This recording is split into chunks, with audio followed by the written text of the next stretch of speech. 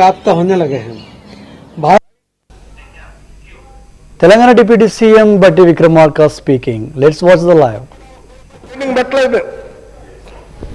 1647 కోట్ల రూపాయలు రైస్ సబ్సిడీకి సంబంధించి బిల్స్ క్లియర్ చేసుకుంటూ వచ్చాం. ప్రతి నెల సబ్సిడీకి సంబంధించి డబ్బులు ఇచ్చుకుంటూ పోతా ఉన్నాం. అట్లాగే అధ్యక్ష ఇంకా నిన్న చాలా మాట్లాడారు అధ్యక్ష, స్కాలర్షిప్స్ గురించి, డైట్స్ గురించి.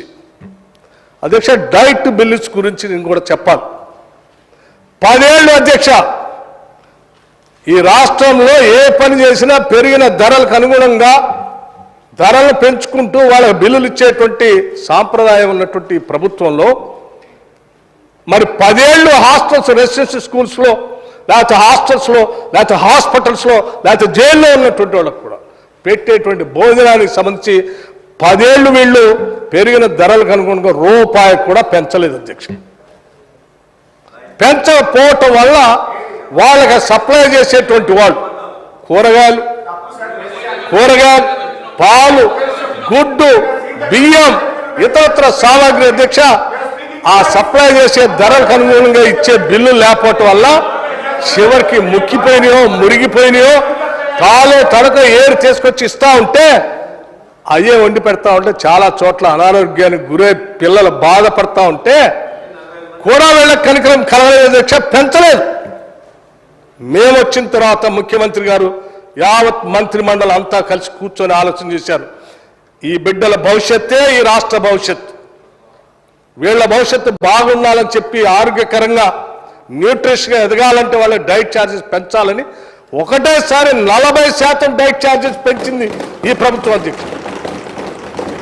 కాస్మెటిక్ ఛార్జెస్ 200% పెంచింది అధ్యక్ష.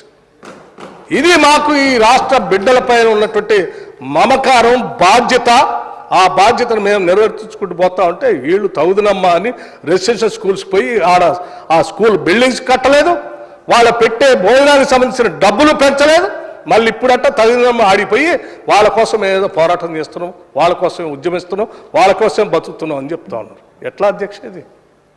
అధ్యక్ష మేము కేవలం డైట్ బిల్స్ పెంచడమే కాదు, ఈ రెసిడెన్షియల్ స్కూల్స్ సంబంధించినటువంటి ఇన్ఫ్రాస్ట్రక్చర్ కూడా, హాస్టల్ బిల్డింగ్స్ అన్నీ కూడా ఒకటే తరగతిలో అక్కడే భోజనం, అక్కడే పాఠాలు, అక్కడే పడుకోవటం.